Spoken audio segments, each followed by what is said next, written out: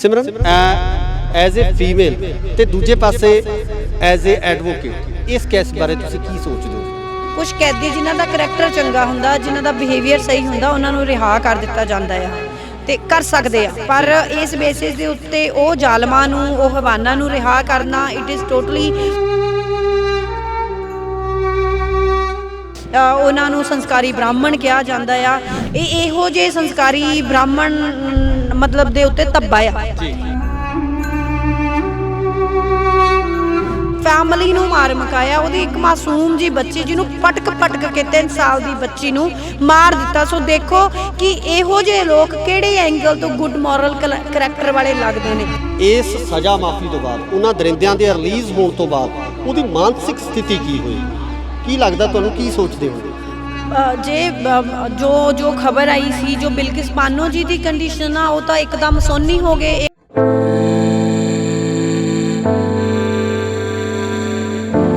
ਤੁਹਾਡੇ ਕੋਲ ਵੀ ਇਸ ਤਰ੍ਹਾਂ ਦੇ ਕੇਸਿਸ, ਜਿਵੇਂ ਤੁਸੀਂ ਦੱਸਿਆ ਕਿ ਸਾਡੇ ਕੋਲ ਇਸ ਤਰ੍ਹਾਂ ਦੇ ਕੇਸਿਸ ਆਏ, ਕੋਈ ਇੱਦਾਂ ਦੀ ਕੋਈ ਲੜਕੀ ਕੋਈ ਸਾਹਮਣੇ ਆਈ ਜਿਹਨੂੰ ਪਰਿਵਾਰ ਵੱਲੋਂ ਦਬਾਇਆ ਗਿਆ ਹੋਵੇ, ਪਰਿਵਾਰ ਵੱਲੋਂ ਪ੍ਰੈਸ਼ਰ ਕੀਤਾ ਗਿਆ ਹੋਵੇ?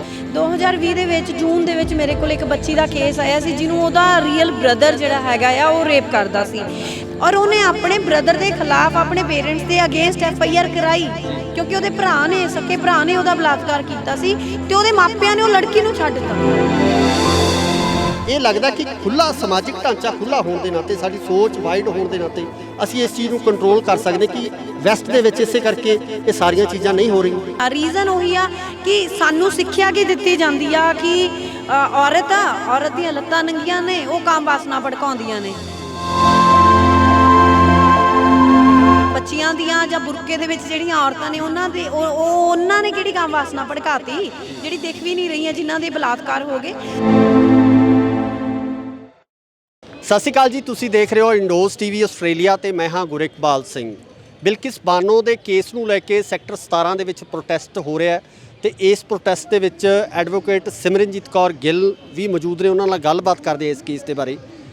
ਸਿਮਰਨ, ਐਜ਼ ਏ ਫੀਮੇਲ ਤੇ ਦੂਜੇ ਪਾਸੇ ਐਜ਼ ਏ ਐਡਵੋਕੇਟ ਇਸ ਕੇਸ ਬਾਰੇ ਤੁਸੀਂ ਕੀ ਸੋਚਦੇ ਹੋ? ਐਜ਼ ਅ ਐਡਵੋਕੇਟ ਮੈਂ ਇਹੀ ਗੱਲ ਕਹਿਣਾ ਚਾਹਾਂਗੀ ਕਿ ਇਹਨਾਂ ਦੀ ਜਿਹੜੀ ਸਜ਼ਾ ਮਾਫੀ ਇੱਕ ਗੁੱਡ ਮੋਰਲ ਕਰੈਕਟਰ ਦੇ ਬੇਸਿਸ ਤੇ ਹੋਈ ਹੈ, ਜਿਹੜੀ ਆਲਵੇਜ਼ ਇੱਕ ਪ੍ਰੋਵੀਜ਼ਨ ਹੈਗੀ ਹੈ ਕਿ 15 ਅਗਸਤ ਜਾਂ 26 ਜਨਵਰੀ ਨੂੰ ਕੁਝ ਕੈਦੀ ਜਿਨ੍ਹਾਂ ਦਾ ਕਰੈਕਟਰ ਚੰਗਾ ਹੁੰਦਾ, ਜਿਨ੍ਹਾਂ ਦਾ ਬਿਹੇਵੀਅਰ ਸਹੀ ਹੁੰਦਾ, ਉਹਨਾਂ ਨੂੰ ਰਿਹਾ ਕਰ ਦਿੱਤਾ ਜਾਂਦਾ ਆ ਤੇ ਕਰ ਸਕਦੇ ਆ। ਪਰ ਇਸ ਬੇਸਿਸ ਦੇ ਉੱਤੇ ਉਹ ਜ਼ਾਲਮਾਂ ਨੂੰ, ਉਹ ਹਵਾਨਾ ਨੂੰ ਰਿਹਾ ਕਰਨਾ ਇਟ ਇਜ਼ ਟੋਟਲੀ, ਇਹ ਕਹਿ ਲਓ ਕਿ ਕਾਨੂੰਨ ਦੀ ਉਲੰਘਣਾ ਕੀਤੀ ਗਈ ਆ। ਇਹ ਕਾਨੂੰਨ ਦਾ, ਜੁਡੀਸ਼ਰੀ ਦਾ, ਸਾਡੇ ਲੀਗਲ ਸਿਸਟਮ ਦਾ, ਸਾਡੀਆਂ ਮੋਰਲ ਵੈਲਿਊਜ਼ ਦਾ ਉਹਨਾਂ ਦਾ ਮਜ਼ਾਕ ਉਡਾਇਆ ਗਿਆ। ਇੱਥੇ ਹੀ ਨਹੀਂ, ਈਵਨ ਜੇ ਆਪਾਂ ਹੁਣ ਮੈਂ ਬੀਇੰਗ ਆ ਫੀਮੇਲ ਗੱਲ ਕਰਦੀ ਹਾਂ ਕਿ ਜਦੋਂ ਉਹ ਬਾਹਰ ਆ ਜਾਂਦੇ ਆ ਉਹਨਾਂ ਨੂੰ ਗਲੋਰੀਫਾਈ ਕੀਤਾ ਜਾਂਦਾ, ਉਹਨਾਂ ਨੂੰ ਸੰਸਕਾਰੀ ਬ੍ਰਾਹਮਣ ਕਿਹਾ ਜਾਂਦਾ ਆ। ਸੋ ਮੈਂ ਬ੍ਰਾਹਮਣ ਦੇ ਹਿਸਾਬ ਦੇ ਨਾਲ ਵੀ ਜੇ ਗੱਲ ਕਰਾਂ ਕਿ ਆਪਾਂ ਜੇ ਵੇਦਾਂ ਦੇ ਹਿਸਾਬ ਨਾਲ ਦੇਖੀਏ ਕਿ ਬ੍ਰਾਹਮਣ ਬਹੁਤ ਉੱਚੇ ਕਿਰਦਾਰ ਦਾ ਹੁੰਦਾ ਜੋ ਔਰਤ ਦੀ ਸਭ ਦੀ ਇੱਜ਼ਤ ਕਰਦਾ ਆ ਤੇ ਇਹੋ ਜਿਹੇ ਸੰਸਕਾਰੀ ਬ੍ਰਾਹਮਣ ਮਤਲਬ ਦੇ ਉੱਤੇ ਧੱਬਾ ਆ ਜੀ। ਇਹ ਧਰਮ ਕਿਸੇ ਵੀ ਧਰਮ ਦੇ ਉੱਤੇ ਹੋਵੇ, ਚਾਹੇ ਉਹ ਸਾਡਾ ਧਰਮ ਆ ਜਾਂ ਕਿਸੇ ਦਾ ਵੀ ਧਰਮ ਆ, ਇਹੋ ਜਿਹੇ ਲੋਕ ਜੋ ਔਰਤ ਦੇ ਨਾਲ ਬਲਾਤਕਾਰ ਕਰਦੇ ਨੇ, ਜੋ ਇਹੋ ਜਿਹਾ ਜ਼ੁਲਮ ਕਰਦੇ ਨੇ, ਉਹ ਉਸ ਧਰਮ ਦੇ ਉੱਤੇ ਧੱਬਾ ਨੇ। ਤੇ ਦੂਜੀ ਗੱਲ, ਜੇ ਮੈਂ ਬੀਇੰਗ ਅ ਫੀਮੇਲ ਇਸੇ ਕੇਸ ਦੀ ਗੱਲ ਕਰਾਂ ਕਿ ਉਹ ਸਿਰਫ ਬਲਾਤਕਾਰ ਦੇ ਦੋਸ਼ੀ ਨਹੀਂ ਹੈਗੇ, ਉਹਨਾਂ ਨੇ ਉਸ ਔਰਤ ਦੇ ਫੈਮਿਲੀ ਨੂੰ ਮਾਰ ਮੁਕਾਇਆ, ਉਹਦੀ ਇੱਕ ਮਾਸੂਮ ਜੀ ਬੱਚੀ ਜਿਹਨੂੰ ਪਟਕ ਕੇ 3 ਸਾਲ ਦੀ ਬੱਚੀ ਨੂੰ ਮਾਰ ਦਿੱਤਾ। ਸੋ ਦੇਖੋ ਕਿ ਇਹੋ ਜਿਹੇ ਲੋਕ ਕਿਹੜੇ ਐਂਗਲ ਤੋਂ ਗੁੱਡ ਮੋਰਲ ਕਰੈਕਟਰ ਵਾਲੇ ਲੱਗਦੇ ਨੇ। ਦੂਜੀ ਗੱਲ, ਅਗਰ ਲਾਅ ਦੇ ਹਿਸਾਬ ਨਾਲ ਦੇਖੀਏ ਕਿ ਜਸਟਿਸ ਵਰਮਾ ਦੀਆਂ ਗਾਈਡਲਾਈਨਸ ਨੇ ਕਿ ਰੇਪ ਕੇਸਿਸ ਦੇ ਵਿੱਚ ਕਿਸੇ ਵੀ ਹਾਲਤ ਦੇ ਵਿੱਚ ਕੋਈ ਵੀ ਰਮਿਸ਼ਨ ਜਾਂ ਕੋਈ ਵੀ ਸਜ਼ਾ ਮਾਫੀ ਨਹੀਂ ਮਿਲੇਗੀ। ਤੇ ਫਿਰ ਵੀ ਜੇ ਇਹ ਚੀਜ਼ ਹੁੰਦੀ ਆ ਤਾਂ ਇਹ ਸਾਡੀ ਲੀਗਲ ਤੇ ਜੁਡੀਸ਼ੀਅਲ ਸਿਸਟਮ ਆ, ਉਹਦੀ ਫੇਲੀਅਰ ਆ। ਔਰਤ ਦੀਆਂ ਭਾਵਨਾਵਾਂ ਕੀ ਹੋਣਗੀਆਂ? ਬਿਲਕਿਸ ਬਾਨੋ ਦੀ ਜੇ ਆਪਾਂ ਗੱਲ ਕਰੀਏ, ਉਹ ਇਸ ਸਜ਼ਾ ਮਾਫੀ ਤੋਂ ਬਾਅਦ, ਉਹਨਾਂ ਦਰਿੰਦਿਆਂ ਦੇ ਰਿਲੀਜ਼ ਹੋਣ ਤੋਂ ਬਾਅਦ ਉਹਦੀ ਮਾਨਸਿਕ ਸਥਿਤੀ ਕੀ ਹੋਏਗੀ, ਕੀ ਲੱਗਦਾ ਤੁਹਾਨੂੰ, ਕੀ ਸੋਚਦੇ ਹੋਣੇ? ਜੇ ਜੋ ਖਬਰ ਆਈ ਸੀ ਜੋ ਬਿਲਕਿਸ ਬਾਨੋ ਜੀ ਦੀ ਕੰਡੀਸ਼ਨ ਆ ਉਹ ਤਾਂ ਇੱਕਦਮ ਸੋਨੀ ਹੋ ਗਏ। ਇੱਕ ਤਾਂ ਮਤਲਬ 20 ਸਾਲ ਲੱਗ ਗਏ ਜਿਸ ਇਨਸਾਫ ਦੇ ਲਈ, 20 ਸਾਲਾਂ ਦੇ ਉਸ ਇਨਸਾਫ ਨੂੰ 1 ਮਿੰਟ ਦੇ ਵਿੱਚ ਢੇਰੋ ਢੇਰੀ ਕਰ ਦਿੱਤਾ ਗਿਆ। ਉਹ ਇਨਸਾਫ ਇੱਕਦਮ ਮਤਲਬ ਇਹ ਕਰ ਲਓ ਕਿ ਸ਼ੈਟਰ ਹੋ ਗਿਆ। ਸੋ ਇਹ ਹਾਲਾਤ ਨੇ ਤਾਂ ਕਿਹੋ ਜਿਹਾ ਫੀਲ ਹੋ ਰਿਹਾ ਹੋਊਗਾ। ਆਬਵੀਅਸ ਜੀ ਗੱਲ, ਅਸੀਂ ਲੁੱਟੇ ਹੋਏ ਮਹਿਸੂਸ ਕਰ ਰਹੇ ਹਾਂ, ਅਸੀਂ ਬਹੁਤ ਅਪਸੈਟ ਮਹਿਸੂਸ ਕਰ ਰਹੇ ਹਾਂ, ਬਹੁਤ ਦਰਦ ਦੇ ਵਿੱਚ ਆ, ਸਾਨੂੰ ਪੇਨ ਹੋ ਰਹੀ ਆ ਕਿ ਇਹ ਕਿਹੋ ਜਿਹੇ ਹਾਲਾਤ ਆ ਗਏ ਨੇ ਕਿ ਇੱਕ ਦੇਖੋ ਜਿਹੜਾ ਬਲਾਤਕਾਰ ਹੁੰਦਾ ਆ ਇਹ ਕੋਈ ਜਿਸਮ ਦੇ ਉੱਤੇ ਕੀਤਾ ਗਿਆ ਅਟੈਕ ਨਹੀਂ ਹੁੰਦਾ। ਮੈਂ ਹਮੇਸ਼ਾ ਕਹਿੰਦੀ ਆ ਕਿ ਇਹ ਰੂਹ ਦੇ ਉੱਤੇ ਕੀਤਾ ਗਿਆ ਅਟੈਕ ਹੁੰਦਾ ਆ। ਤੇ ਜਿਹੜਾ ਇਸ ਰੇਪ ਦੇ ਵਿੱਚੋਂ ਸਰਵਾਈਵ ਕਰਦਾ ਉਹ ਸਾਰੀ ਜ਼ਿੰਦਗੀ ਲਈ ਉਹਦੇ ਲਈ ਇੱਕ ਟਰੌਮਾ ਹੁੰਦਾ, ਉਹਦੇ ਨਾਲ ਜੀਣਾ ਬਹੁਤ ਔਖਾ ਆ। ਔਰ ਸਲੂਟ ਆ ਉਹਨਾਂ ਲੋਕਾਂ ਨੂੰ ਕਿ ਉਹ ਲੇਡੀਜ਼ ਨੂੰ ਜਿਹੜੀਆਂ ਇਸ ਚੀਜ਼ ਨਾਲ ਜਿਉਂਦੀਆਂ ਨੇ ਤੇ ਫਾਈਟ ਕਰਦੀਆਂ ਨੇ। ਪਰ ਜੇ ਇਹੋ ਜਿਹੀਆਂ ਐਗਜ਼ਾਮਪਲ ਸਾਨੂੰ ਮਿਲਣਗੀਆਂ ਕੱਲ੍ਹ ਨੂੰ ਸਾਨੂੰ ਤਾਂ ਇਹੀ ਚੀਜ਼ ਲੱਗੇਗੀ। ਅਸੀਂ ਬੋਲਦੇ ਹਾਂ, ਮੈਂ ਬੀਇੰਗ ਅ ਲਾਇਰ ਹਰ ਜਗ੍ਹਾ ਬੋਲਦੀ ਹਾਂ ਕਿ ਜਸਟਿਸ ਮਿਲੇਗੀ, ਬਟ ਜੇ ਇਹੋ ਜਿਹੀ ਜਸਟਿਸ ਆ ਕਿੱਥੇ ਜਸਟਿਸ ਮਿਲੂਗੀ? ਜਸਟਿਸ ਡਿਨਾਈਡ ਆ ਆਲਰੇਡੀ। ਸਿਮਰਨ, ਪੰਜਾਬ ਦੀ ਜੇ ਆਪਾਂ ਗੱਲ ਕਰੀਏ ਤਾਂ ਪੰਜਾਬ ਦੇ ਵਿੱਚ ਵੀ ਇਸ ਤਰ੍ਹਾਂ ਦੇ ਬਹੁਤ ਸਾਰੇ ਕੇਸਿਸ ਹੋਣਗੇ ਜਿਹਦੇ ਵਿੱਚ ਰੇਪ ਹੋਏ ਤੇ ਉਹ ਹੋਏ ਫੈਮਿਲੀ ਦੇ ਵਿੱਚ ਪਰਿਵਾਰਕ ਰਿਸ਼ਤਿਆਂ ਦੇ ਵਿੱਚ ਇਹ ਚੀਜ਼ਾਂ ਵਾਪਰੀਆਂ।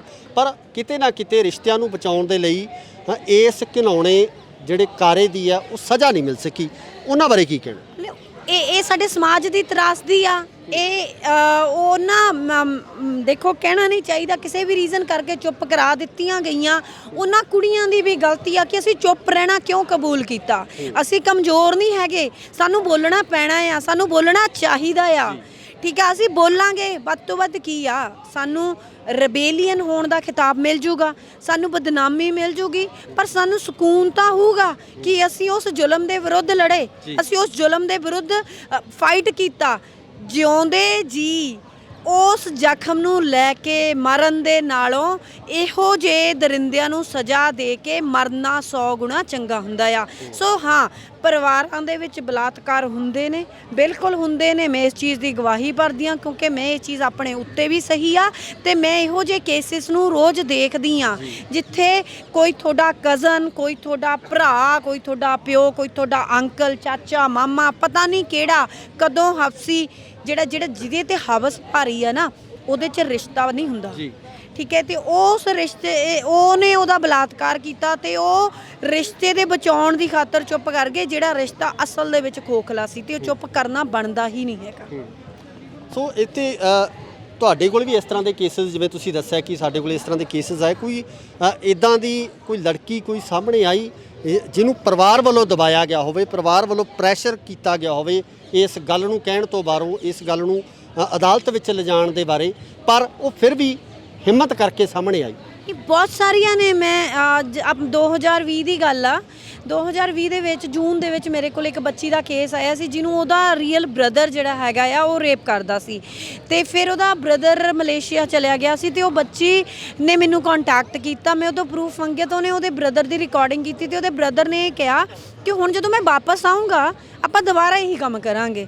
ਸੋ ਲੜਕੀ ਡਰੀ ਹੋਈ ਸੀਗੀ ਤੇ ਲੜਕੀ ਨੂੰ ਦਬਾਉਣ ਦੀ ਕੋਸ਼ਿਸ਼ ਕੀਤੀ, ਬਟ ਉਹ ਲੜਕੀ ਡਟੀ ਔਰ ਉਹਨੇ ਆਪਣੇ ਬ੍ਰਦਰ ਦੇ ਖਿਲਾਫ ਆਪਣੇ ਪੇਰੈਂਟਸ ਦੇ ਅਗੇਂਸਟ FIR ਕਰਾਈ ਕਿਉਂਕਿ ਉਹਦੇ ਭਰਾ ਨੇ, ਸਕੇ ਭਰਾ ਨੇ ਉਹਦਾ ਬਲਾਤਕਾਰ ਕੀਤਾ ਸੀ ਤੇ ਉਹਦੇ ਮਾਪਿਆਂ ਨੇ ਉਹ ਲੜਕੀ ਨੂੰ ਛੱਡਤਾ। ਸੋ ਇਹ ਚੀਜ਼ਾਂ ਹੁੰਦੀਆਂ ਨੇ। ਮੈਂ ਉਹ ਬਹੁਤ ਸਾਰਿਆਂ ਨੂੰ ਜਾਣਦੀ ਹਾਂ ਜਿੱਥੇ ਮਤਲਬ ਪਿਓ ਨੇ ਧੀ ਦੇ ਨਾਲ ਕੀਤਾ, ਧੀ ਖੜੀ ਹੋਣੀ ਪਿੱਛੇ ਮਾਨਸਾ ਦੇ ਵਿੱਚ ਫਾਦਰ ਨੂੰ ਫਾਂਸੀ ਦੀ ਸਜ਼ਾ ਵੀ ਹੋਈ ਆ ਜਿੱਥੇ ਉਹਨੇ ਆਪਣੀ ਹੀ ਬੱਚੀ ਦਾ ਬਲਾਤਕਾਰ ਕੀਤਾ ਸੀ। ਸੋ ਬਹੁਤ ਸਾਰੀਆਂ ਇਹੋ ਜਿਹੀਆਂ ਸਟੋਰੀਜ਼ ਹੈਗੀਆਂ ਨੇ ਜਿੱਥੇ ਦੱਬਣ ਦੀ ਕੋਸ਼ਿਸ਼ ਕੀਤੀ ਗਈ, ਪਰ ਸਮਾਜ ਦੀ, ਉਸ ਪਰਿਵਾਰ ਦੀ ਪਰਵਾਹ ਨਾ ਕਰਕੇ ਉਹ ਕੁੜੀਆਂ ਅੱਗੇ ਆਈਆਂ ਤੇ ਆਉਣਾ ਚਾਹੀਦਾ ਵੀ ਆ। ਇੱਕ ਪਾਸੇ ਅਸੀਂ ਬੇਟੀ ਬਚਾਓ ਬੇਟੀ ਪੜ੍ਹਾਓ ਦੀ ਗੱਲ ਕਰਦੇ ਹਾਂ, ਦੂਜੇ ਪਾਸੇ ਸਰਕਾਰਾਂ ਇਦਾਂ ਦੇ ਸਿਸਟਮ ਅਪਣਾ ਰਹੀਆਂ ਜਿਹਦੇ ਨਾਲ ਇਹ ਦਰਿੰਦੇ ਜੇਲ੍ਹਾਂ 'ਚੋਂ ਸਜ਼ਾਵਾਂ ਹੋਣ ਦੇ ਬਾਵਜੂਦ ਬਾਹਰ ਆ ਰਹੇ ਆ। ਗਲਤੀ ਕਿੱਥੇ ਆ? ਸਮਾਜ ਦੀ ਗਲਤੀ ਹੈ ਕਿ ਸਾਡੇ ਜਿਹੜਾ ਨਿਆਇਕ ਸਿਸਟਮ ਹੈ, ਸਾਡਾ ਲੋਕਤੰਤਰਿਕ ਜਿਹੜਾ ਢਾਂਚਾ ਹੈ ਉਹਦੀ? ਦੇਖੋ, ਕਿਸੇ ਨੂੰ ਵੀ ਬਲੇਮ ਕਰਨਾ ਬਹੁਤ ਸੌਖਾ ਹੁੰਦਾ। ਯੈਸ, ਸਰਕਾਰਾਂ ਗਲਤ ਨੇ, 100% ਗਲਤ ਨੇ, ਠੀਕ ਹੈ, ਸਾਡਾ ਸਿਸਟਮ ਗਲਤ ਆ, ਪਰ ਸਭ ਤੋਂ ਜ਼ਿਆਦਾ ਕਸੂਰਵਾਰ ਸਾਡਾ ਸਮਾਜ ਆ। ਸਾਡੇ ਸਮਾਜ 'ਚ ਹੀ ਇਹੋ ਜਿਹੇ ਮੁਜਰਮ ਪਣਪਦੇ ਨੇ, ਸਾਡਾ ਸਮਾਜ ਹੀ ਇਹੋ ਜਿਹੇ ਮੁਜਰਮਾਂ ਨੂੰ ਹਵਾ ਦਿੰਦਾ ਆ। ਸਾਡਾ ਹੀ ਸਮਾਜ ਆ ਜਿਹਨੇ ਉਹਦੇ ਗਲਾਂ ਦੇ ਵਿੱਚ ਹਾਰ ਪਾਏ ਉਹਨਾਂ ਦੇ। ਸੋ ਕਸੂਰਵਾਰ ਪਹਿਲੇ ਨੰਬਰ ਤੇ ਸਾਡਾ ਉਹ ਗੰਦਾ ਸਮਾਜ ਆ ਜਿਹੜਾ ਗੰਦਗੀ ਸਾਫ਼ ਕਰਨ ਨੂੰ ਤਿਆਰ ਨਹੀਂਗਾ। ਸੋ